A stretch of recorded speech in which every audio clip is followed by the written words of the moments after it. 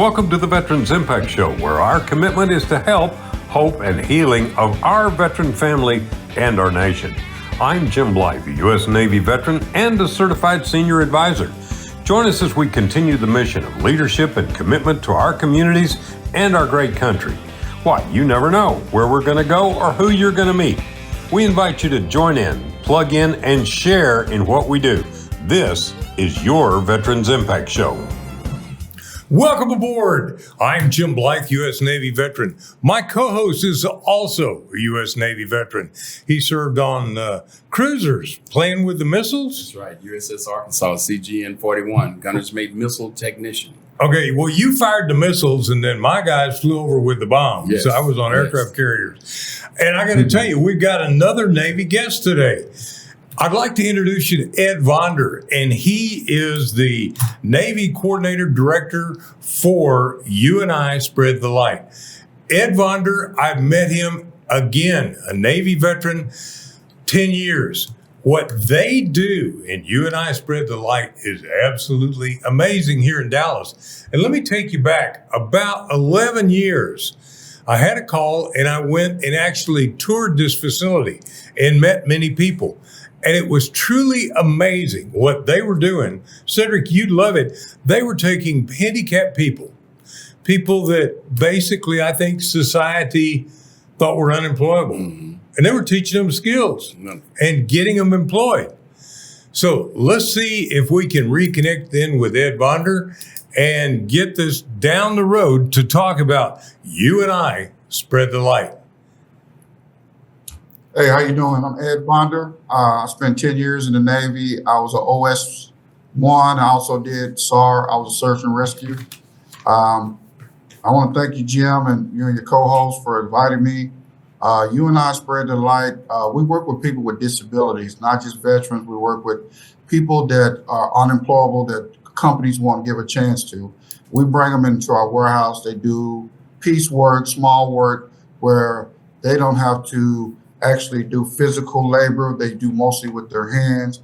These are people with disabilities that are basically have physical or mental disabilities that live in group homes or taken care of by caregivers. So we just give them a chance of coming in and showing that they're valued, because a lot of people in the world don't feel they're valued because they have a disability. You know, Ed, one of the most important things is on your website. It talks about these people created in 2024 over $8 million worth of payroll. Now, that's taking people who were, what would you say? Everybody considered them terminally unemployable? I love, even as I heard Ed say that, unemployable, right? And here they are. On your shirt, it says Redefining Disabilities. Yeah. And you're also redefining unemployable because you are employing these people. Mm-hmm. So they're not unemployable, right? And you're changing that. You're giving them a life. And Ed, I think one of the most important things you do is they're able to earn a paycheck. Yes. You know what? Exactly. There is absolutely nothing that affects a man or woman more than not being able to work and not being able to take care of themselves. And when you pay them, when you give them a paycheck, when you give them a job, when you give them a task, you give them back life, right? Ed, how many people are in your facility right now? Well, in the warehouse department, it ranges about from 126 to 140. It's up and down, but it ranges a little bit over 100, of people with disabilities. I always say that you change disabilities to abilities, and that's what we look at them as, because it's not the money they're making, it's the value that they get out of feeling self-worth of themselves. Absolutely. They can't make a lot of money because most of them are on SSDI. So it's not the money, it's just, like you said, having a paycheck, it makes them feel like they're equal with everybody else in the world, because so many people have said that they wouldn't be equal. They would always be behind. They would never be on the side of anybody, What a great self-esteem builder. You're really bringing the message of the gospel by lifting somebody up, not just giving them a handout.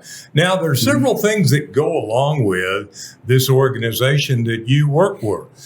The Greenhouse for Good, that's in your website. Tell me a little bit about that, please. Well, the greenhouse, and we have vegetation outside. We teach, our clients on how to do vegetation, growing tomatoes, watermelons, things of that nature. Just showing them how to go out there and grow their own food, and that just gives them that self-worth of being able to take a picture of something that they have grown. It's like us having kids. That's their child. They started from growing from nothing and seeing how it grows into something. Well, you're basically building the urban gardening deal, right? Right. Pastor, what do you think? Yeah, you're helping people. What I see is you're giving people purpose, right? Beyond a paycheck, because a lot of people make a lot of money. A lot of people don't need a job. They've got money. But when you give a person purpose, in our office, Jim, a lot of our clients come in, and one of the things that we see a lot of is people have lost value. Mm-hmm. They don't know their worth. And giving these people the opportunity to work, to show that they can be contributors to society, it makes a lot of difference. And things, it sounds like you and I, you're going beyond just being in a warehouse. You're going out, you're doing the greenhouse for good. All of those are different areas that people can go in. You never know what a person's expertise is or their interest until you give them an opportunity. Oh, without a doubt. Yeah. Without a doubt. Now, I think if it came to gardening, I would be more handicapped with gardening. I can kill a plant faster than you can imagine. You got a brown thumb, Jim. But I do. I do. Yeah. But it's so important. And one of the things, too, I noted when I was there, goodness gracious, maybe 10 years ago. I don't know if you were there 10 years ago. Yeah, I was here. Then I met you 10 years ago. Mm-hmm. And one of the things was some of the veterans that were multiple amputees, wheelchair bound, severe handicaps. You guys were taking care of them. You were giving them back their self-worth. And that to go from maybe if you were born with some of these defects, you can see, but you don't know.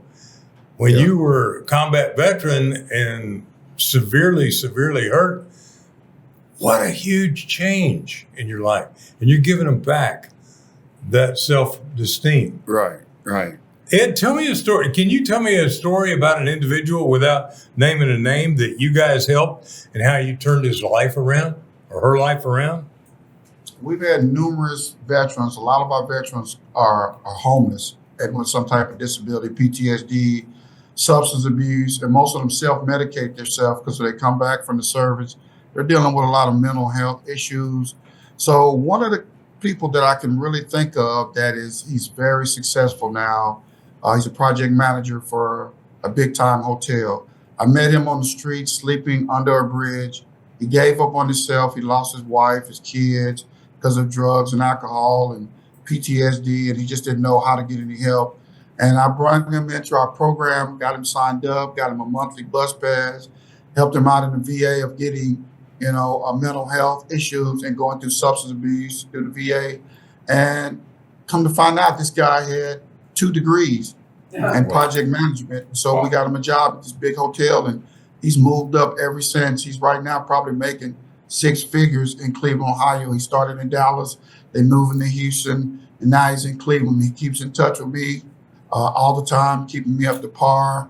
So it was just to see him come from living under a bridge and being on drugs and mental health to now becoming a successful project manager.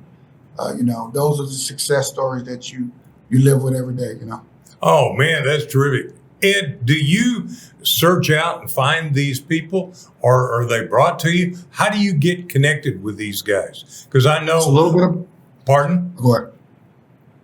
It's a little bit of both. We have a big contact with the VA. We work a lot with the VA. We do a lot with the VA. We have Salvation Army, Dallas Life, UGM. A lot of people don't know that veterans are in these homeless facilities, and the government pays for them to stay there, and they go through the housing project program to get vouchers to get apartments. But meanwhile, they have to have a job. So they call us up and say, hey, can you work with our veterans on getting him employment? Because when he does get his apartments, he's gonna have bills, he's gonna have rent, he's gonna have all that. So our referrals come from me meeting people out in the streets, or meeting at different places, or from referrals from the VA and other organizations that we work with. I know I've been involved with Heroes House, and I think several of those guys, Gary Hasty runs that, an amazing friend of mine, and I've served on his board. And these guys, I mean, they have to pay a little bit. If you get the HUD-VASH voucher for homeless, they do have to pay something. Yeah. And so having a job, they go by their income. That's what they go by, the HUD-VASH. So the government pays a half and they pay a percentage of it. So they have to pay something. So it depends on the income that they're making. So they have to have some type of employment. Yeah. But every one of them that I saw that came in under a program like that, man, I'd see them 6 months, a year later in that apartment, and they were thriving. Right. And one guy I know, I saw him, and man, he looked like he had been through the ringer. I saw him about 6 or 8 months later at the 4th of July celebration, had his son living with him. His son had come back to live with him. Yeah. And that happens all the time, doesn't it, Ed? Oh, yeah. A lot of times, once they get on their feet, a lot of them have lost their self-esteem and their self-worth. And when you're homeless, you don't feel like you're worth anything. And like I tell a lot of vets, when we work with you, we don't judge you. Whatever happened to you, leave it at the front door, at the steps, and we'll work with you. As long as you're willing to work hard and do what it takes, that's all we ask for. Because a lot of times our veterans come back, they didn't get a fair chance when they got back, and a lot of them are not educated on what they're worth or what kind of benefits they have. So having programs like this is good because we can give them resources. When I got out the military, I just got a DD-214 and sent home. Nobody told me about how to go get my benefits and how to get this. Right. I was lucky that I had a dad that served 2 terms in Vietnam, and he taught me how to do it. But otherwise, I wouldn't have never known about going to go get a disability or how to work on PTSD and how to do all this. So having programs like ours, it gives these veterans, a chance to go out and find resources that they need. Ed, I'll tell you, my transition from military to civilian life was much like yours, in so much that I loved what I did in the military, and I knew I had discipline and skills, but how to transition that to a civilian skill and to articulate that to something. It took me literally about 8 months to a year, and somebody actually helped me to say, here's the skills that you had as a gunner's mate missile technician, because there's no missile jobs, sitting out here, right? How do I take what I did and turn that into articulate it so that an employer could say, okay, wow, this guy not only has the military discipline, but the skills that he has that we can use. And I got an IT job. I'd never worked on computers in my life. But when I was shown how to translate what I did in the military to my ability to troubleshoot computers, then that made all the difference in the world. Well, Cedric, before you became a pastor, I know that you were very, very successful in what you did. Yes. And I think a lot of that drive, success. So I'm still successful as a pastor, though, Jim. Huh? So. Well, okay. Well, you're my pastor. And I go there and let me tell you, we love it. I think that one of the things that you were so heavily involved in the marriage counseling and bringing families together, without a doubt, you said it a minute ago, having a job, having a purpose. And I think one of the things in the military, we all learn to work as a team. You are part of a brotherhood, sisterhood. You are part of a team. No man gets left behind, right? Right. You get into the civilian world, they could care less. Can I tell you that was one of the biggest lessons that I had to learn? I had to figure out how to go from making sure that my brother was okay. My brother had everything that he needed. My brother was secure, right? And we took care of one another, to somewhat of a dog-eat-dog world. And to keep myself from turning in and getting that mindset. And I think that's what God used to eventually move me into ministry, into counseling, and so forth and so on. Because my heart has always been, if we work together, we can accomplish so many things. I think that's what Ed is showing us, right? We can take people, regardless as to where they are, their condition, and show them that you have some value, you have some purpose, but we have to work together to do that. You know, you hit on the key phrase. Without getting the least bit political right now, if I could say anything to all the people, we need to work together. And if we work together, and just look at what this is doing, you and I working together, I think that without a doubt what Ed Vonder and this organization has been doing, and it goes back, what does this go back to, the 1950s, Ed? Yeah. They started off at a facility in Oak Cliff, working with people, kind of foster kids, things of that nature. And it grew from there. It just grew from there. So it's been around for many decades. I mean, this is not just overnight. They later on started working with veterans, and they got involved with working with people with disabilities. But this started off with foster kids, yeah. When did you get involved, Ed? I've been here almost 10 years. I worked with Ken Watterson. Y'all know Ken, right? Oh, I do, quite well. Oh, yeah, you know Ken. I worked with homeless veterans before then. I was working at the Veteran Resource as a program manager, working with Ken. And I wanted to do a little bit more for the veterans. I wanted to start getting them employed, because we were helping them out with resources and giving them hygiene bags and things of that nature. But I knew that it was something else that I needed to do. I did 20-some years in the law enforcement. I worked at Dallas County Juvenile for 14 years. And then I worked for Suburb Police Department for almost 10 years as a DWI officer.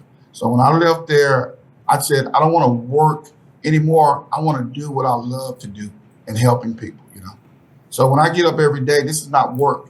This is a passion. Yes. This is what God sent me for, to help people and to inspire people. I tell every day I wake up and I go to work and I see somebody that's with a disability that can get up and smile every day. Why can't I get up and I got 2 legs and 2 arms? You got it. All right, we got to take a quick break to hear from our sponsors. And I want to say, this is an amazing conversation. Stay with us. You're going to love getting to know Ed Vonder and his heart. This is Veterans Impact Show. We're here for you.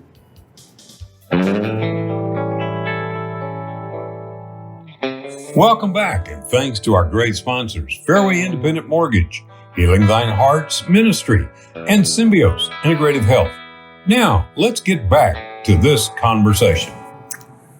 Well, welcome back. I'm Cedric White, co-host of the Veterans Impact Show, sitting side a great man, Big Jim Blythe, the host of the Veterans Impact Show, a Navy veteran, a great guy who has a heart to provide help, hope, and healing to those that we work with. We're here today with Ed Vonder. Ed is the Director of Veteran Affairs for You and I Spread the Light. Ed has been sharing some of the insights of how the organization began, when he began working with them, and that specific area of working with vets. And so, Ed, I want to ask you, who are some of the organizations that you mentioned the VA. What are some of the other organizations that you work with, and how you guys work together to, again, give these veterans and more than vets, but people with what we call disabilities, giving them the ability to make them employable again? Who are some of the companies that you guys work with? Well, we get contracts with people with disabilities. They have contracts that they give them jobs that brings to them. It could be a leather company, just anybody that brings the work that we need. And with our veterans, we work with like American GI Forum, Family Endeavors, Texas Veteran Commission, Texas Workforce. All those people, we work together. We wouldn't be able to do our job if we wouldn't have partnership with a lot of these organizations because we can't do everything. Sometimes we have the tools that they need, and sometimes they have the tools we need. So we work together. So all of us working together ends up with the accomplishment we need, that person with the disability and helping that veteran to get employed or getting the help they need. I wanted to inject something just a second. You said Veterans Commission, Texas Veterans Commission. One of the commissioners, Chuck Wright, actually, he started this program and then I joined him after about a week. And he is one of my closest friends and he is a Marine. We won't I hold know that. Chuck. You know Chuck. Everybody knows Chuck. Right. Yeah. I got to tell you, one of the things, his passion about helping people, and he was on the benefits boards. Now he is a commissioner. Yeah. Do you guys know how much money the Texas Veterans Commission out of lottery tickets put into organizations like yours, Ed? Last year, about $42 million in grants went to organizations just like this. Now, We got 260,000 of that money for a grant. isn't that great? I mean, that helps. And then there's corporation. That also vets it because let me tell you something. They don't do a grant if they don't vet you. They don't do a grant That's true. if they don't know you are up and up. And they've been there too. Again, it's all about lifting people up, not giving them a handout. One of our great presidents, who was really big on building these kind of welfare programs, once said, "We're not here to give a handout. We're here to give a hand up." And I think that's what is so significant about you and I and that organization. Now, I went through your website. Tell us the website so people can go look it up, please. It's what is it? www.unispreadthelight.com. Yeah, that's it. You and I spreadthelight.com. And I've got a telephone number here, 214-637-2911. Is that correct? That is correct. And Okay, that's so- you, not YOU. That's but a it's you. and I. And I. And I, exactly. Yeah.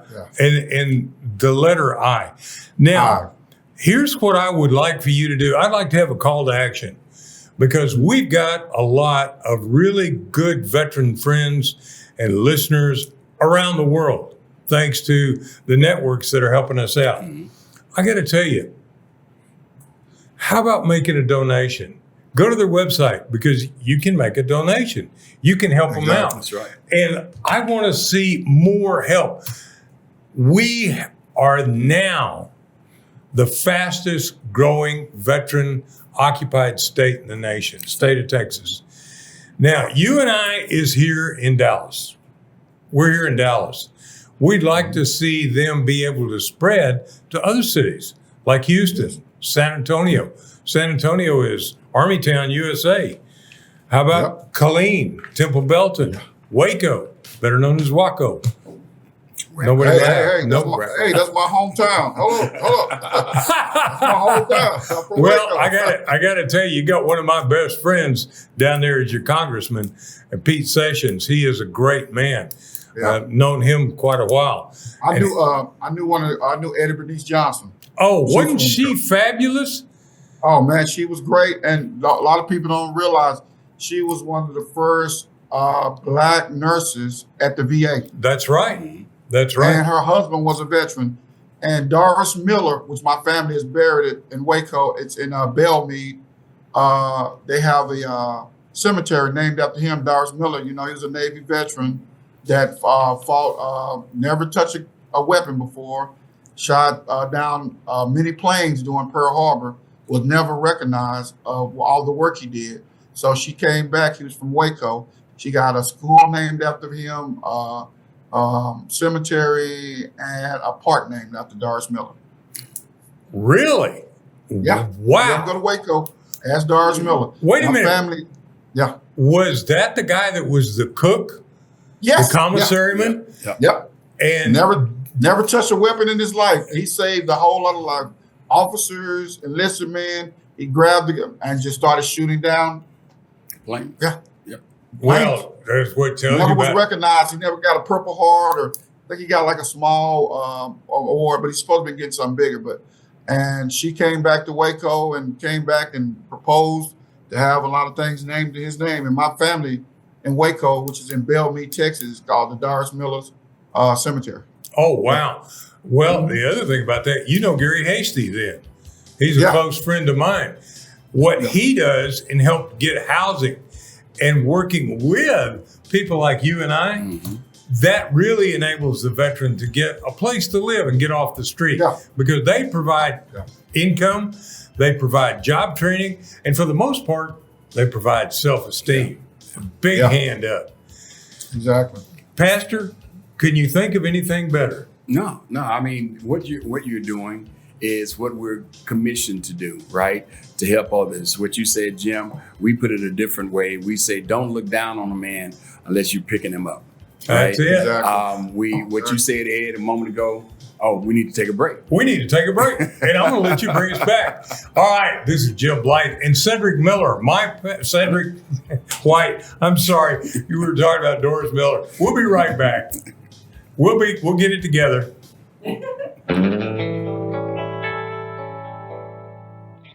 Welcome back, and thanks to our great sponsors, Fairway Independent Mortgage, Healing Thine Heart's Ministry, and Symbios Integrative Health. Now, let's get back to this conversation. This is a great day, although we've been having so many technical difficulties, and I think some of them are mental. We're glad to be here with you. And I want to say real quick, a thank you to my mortgage company that I work for, Fairway Independent Mortgage. We just had our national convention on equal opportunity lender, great company, great people, and unbelievable leadership. And I got to tell you, they can close a VA loan in probably 3 weeks. They can close an FHA loan in 3 weeks. But VA, one of the things we really specialize in, and there's a special VA refinance that's going on right now, and they also have a VA construction loan. I don't deal in those. I work with the elderly people, seniors. But let me tell you something. You want to know something about a VA loan?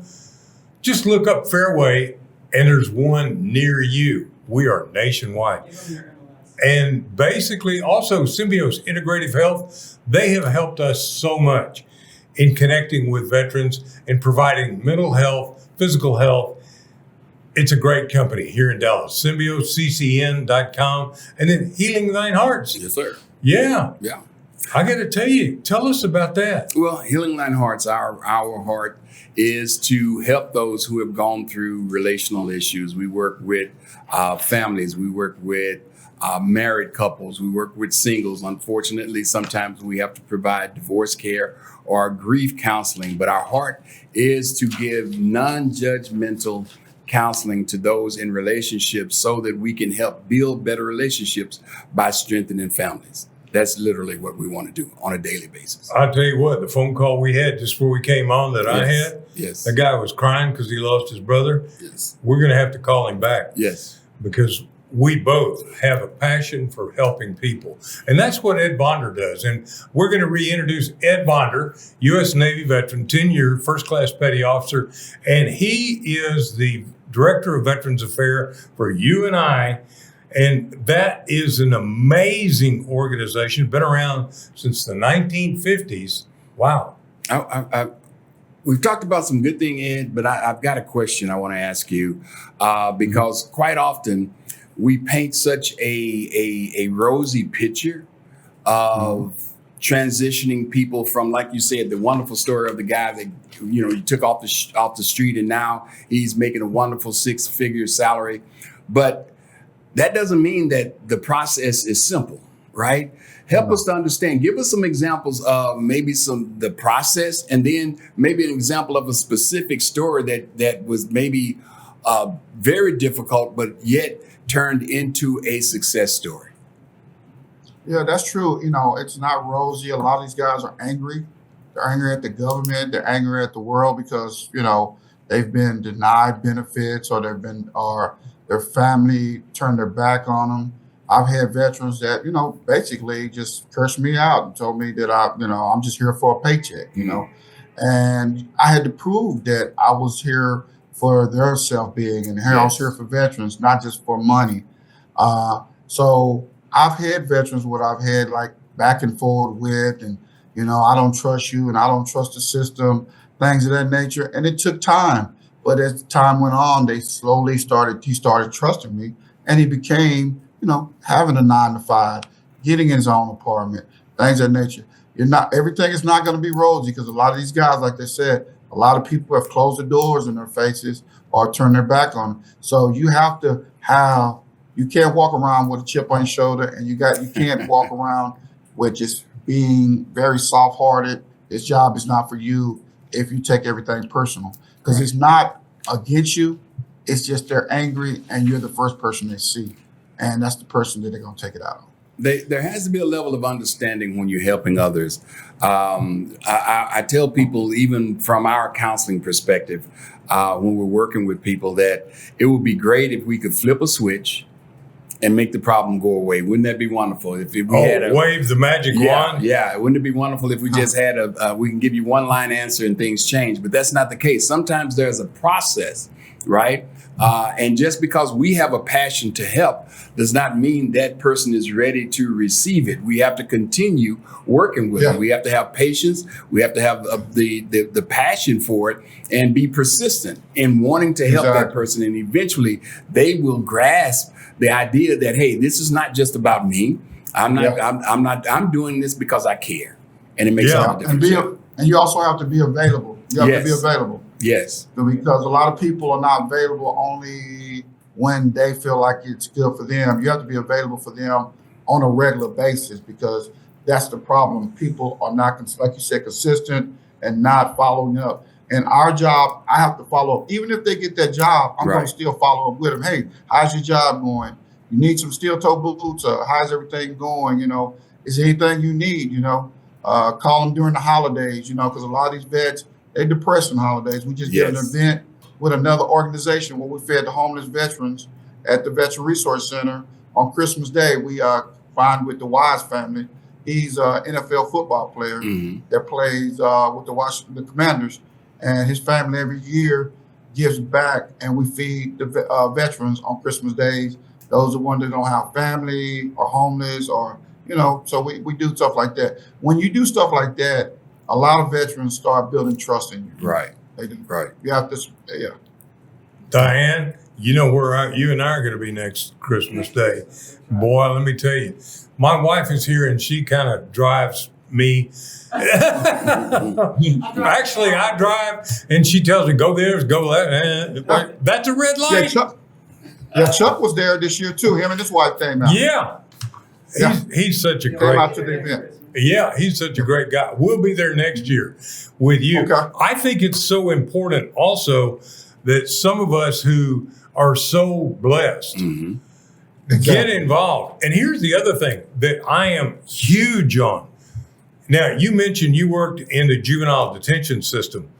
30 years ago, I was taken to a halfway house for teenage boys coming out of the juvenile prison system, and worked with Travis Wortham and Papa Lou. And man, I developed a program to teach these kids and worked with them. And men like me, we've got skills and talents and experience and things that we can do, and we can speak into a kid's heart. We can show up and be a part of their life. You don't know how many elementary schools that I have been asked to come to and talk to the kids, and they're like, they've never met a veteran. Right.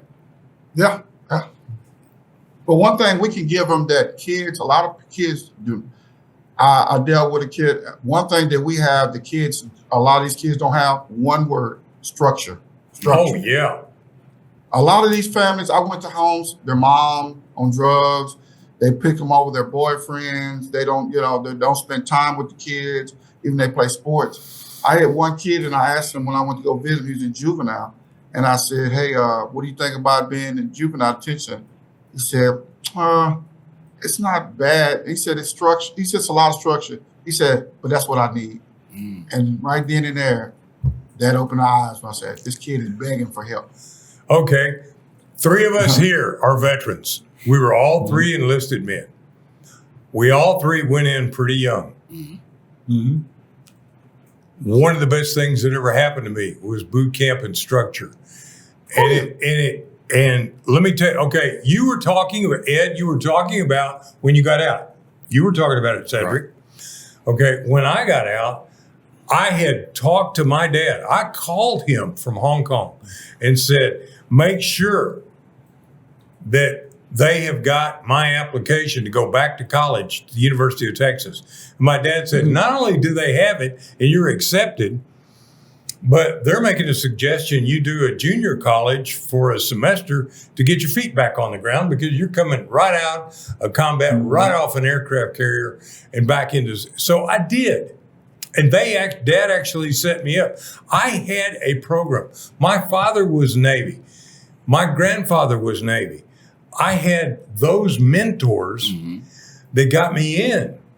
And I went through college and I made straight A's. And I also got my real estate broker's license before I graduated. Cedric, I also learned that structure. Right. I also learned how to go about creating. I mean, I don't know how to do this. I don't know how to do a zoning deal. I don't know how to go meet with the city council. By golly, I learned it and I did it. Well, one of the things that the military taught us, and I think what Ed is talking about is giving that structure, is teaching you and helping you to overcome those things that you had no idea. Number one, that it needed to be done. Number two, how to do it. Right. And that was the thing. One of the things that the military taught me was that if there's a challenge, right, if you dig and you're persistent enough, you can just about overcome anything. There wasn't anything that was put before me that I could not overcome or find the resource to help me. Find the resource. And that's what you and I is doing. As a matter of fact, one of the things we haven't talked about, Ed, is the transportation aspect of what you guys do. I was looking at your website and it was talking about how you provide transportation, because that's huge for a person that's homeless. That's huge for a person that's disabled. And you guys provide some resources there. Can you tell us about that? We give them out monthly bus passes, which is $126 a month. You think about somebody coming up the street that can't afford that. Right. They were $96 when I started this. When we started this, they're $126. They just went up last year.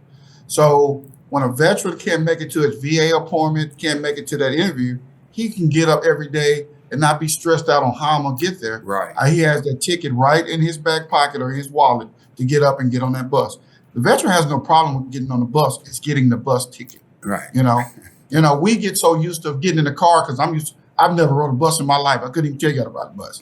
But these veterans are so appreciative of these DART bus passes that we give them because they're not bogged down in the house all day. If they need to get up and go somewhere, they can get on that bus and not worry about, hey, I'm sneaking on the bus. I might get a ticket and go, a fare ticket and get a ticket from the DART Police Department. I have a bus pass. So we help them out. We help them out to a certain amount of extent because we want them to slowly work and get their own, because we can't do it forever. Because if you continue to disable them and thinking that I'm gonna always get this, that's what they're gonna think. Right. So when they start working, we get them, you need to put so much money back so you can get your monthly bus pass, because sooner or later, you're gonna have to pay for your own bus passes. Well, not only that, but don't some of them have driver's licenses or can get their driver's license and actually get a car? You bet. Yeah, they get them. But when you're coming out of homelessness, cars are very expensive right now, which Boy, do I. So it takes time to build up to that, So right now we try to give them the transportation they need. And then some, like you said, get good jobs and they sooner or later get cars. Because coming with a car is not just paying the car note, it's the insurance, the tags, registration. So it all comes with that. So we try to make it, and the gas. We try to make it where we don't want them to get so overwhelmed on trying to look at this. Let's get housing first, so you can take a shower and a bath. So when you go to work every day, you don't smell, And so let's get that together, and let's get your mental health, get you some benefits, so you can have some extra money coming in. And then once you get on that task, you might be able to afford later on to get you a car. I'm reminded of the story of Jesus and the man at the well at Bethesda, or at the pool at Bethesda. And he said, do you want to be made whole? To be made whole. Yeah. Do you want to? Let me tell you something. In the experience I had with Cottrell House, with the kids, with the experiences I've had with Heroes House, with the experiences I've had in the veterans community, I don't think I've ever met somebody, if I said, do you need help? Do you want help? They didn't say yes. Yeah. And Ed, let me ask you a question in reference, talking about help, right? We've talked about what you guys do. We've talked about the veterans that need help, or those civilians that need help. But what about those who would want to come and work alongside of you, maybe even work with you and I, work at you and I, Like to a volunteer? help? Yeah, like volunteer. What is there a process for that? Oh yeah, it's a process. Just go on our website. We're building a new website. If you want to volunteer, we just make sure you do a background check. We make sure we're doing a background check on you, and you can definitely volunteer. Oh yeah, we definitely have opportunities to volunteer. We just make sure we bring the right people in on volunteer. That's part of the insurance you have to, and part of the program. When you're working with people with disabilities, you have to have a background and make sure that these whoever's coming in has a safe background and bring them around people with disabilities. Now, where is you and I located? Where is that warehouse in Dallas? 8800 Ambassador Road. It's off 35 in Mockingbird. It's in the warehouse district. Yeah. So if you go down 35, get off on Mockingbird, Ambassador Road is 8800 Ambassador Road, Dallas, Texas, 75211. It's a hidden gem. Jim, you already know. I know you, Jim. You came to our meet, eat, and greet. That's why you came, didn't you? Yeah. Meet, eat, and greet? Yeah. Yeah. So if you come and you take a tour, Jim will tell you, you'll never live out the same. When you see somebody with a disability, the first thing you want to do is say, hey, do you know about you and I? Right. Yeah. Well, or somebody who's just, maybe they don't have physical disabilities, but they've been hurt. Yeah. They've been wounded. There are wounds that you don't always see. Right. Right, Cedric? Yeah, definitely. We call them walking wounded, right? There's some of us from a PTSD perspective, from an emotional, even from a BTI perspective, and they have some cognitive decline. But that, again, what you guys have said, and what I love from the beginning, right? Taking the unemployable and making them employable, taking those who have disability and turning them into abilities. I love that. And because that takes a focus and that takes a skill set.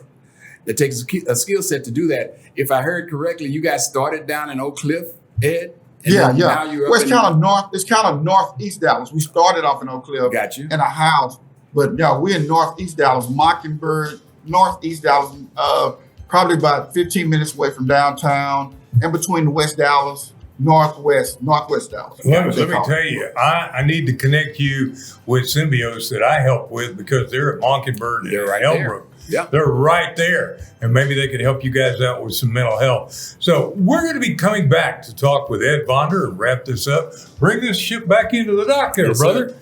I got to tell you, this is a great conversation about helping, lifting people up, and making people whole, getting them jobs, getting interaction within the community.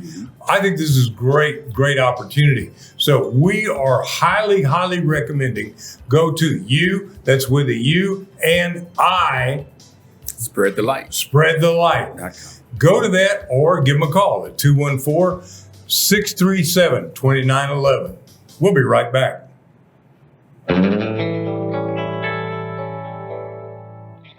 Welcome back, and thanks to our great sponsors, Fairway Independent Mortgage, Healing Thine Heart's Ministry, and Symbiotes Integrative Health. Now, let's get back to this conversation. Boy, I love today, Cedric. This is good. I think we're reaching out to help somebody. And Ed, what if somebody is in Waco, your hometown? What if somebody is in Houston? I know there are charities down there, but I don't think there are very many organizations that do what you guys do. Are there, or do you know? It's not that many. They have some, but with our grant, we could only go to a certain amount of counties, and Waco, it's McCallum County, and we couldn't deal with them. But we try to find resources, but it's the smaller the town, the less resources for veterans. How about Collin County? Oh yeah, we do Collin County. We do Hot Collin, Kaufman County, Tarrant County. We do all those counties. I get a lot of calls from Killeen. Killeen really does need help with veterans coming out. So hopefully they get an organization out there that can help them out. But yeah, we do get a lot of calls from Killeen. I hear that down in Killeen, that is a mental health desert down there, that they really need help. But one of the things that I have had calls, because this is not a Dallas program, this is not a Texas program, we're across the nation.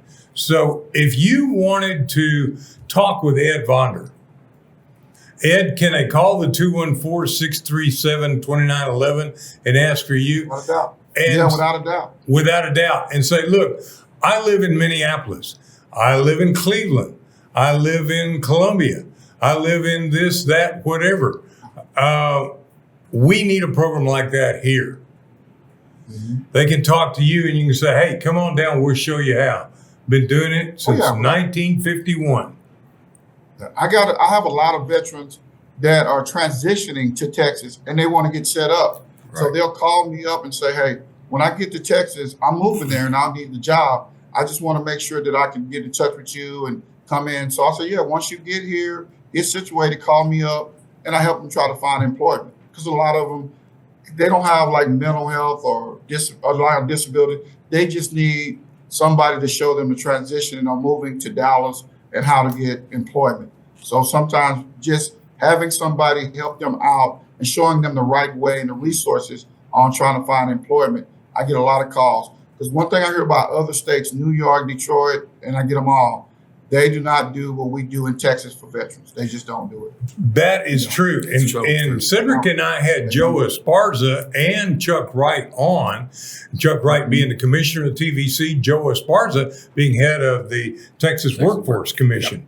Yep. Mm-hmm. We were talking about how the two work together and how in today's world, you write a resume and you don't have the keywords because nobody reads a resume. A computer reads it. And if the keywords are not in there, you don't even get a shot. So there's things about resume writing. The Texas Workforce Commission is people to train you, help you, and help you find a job.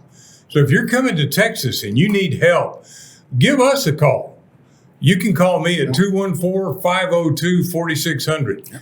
And basically, we'll say, okay, go talk to this, go talk to that. I've done that many, many times. And if you are in a VA in another part of the nation and you come to Texas, bring your records, get them transferred. Man, one of the worst situations I ran into was a veteran coming from Miami. Mm-hmm. Didn't tell anybody he was coming to Dallas. Didn't have his records here.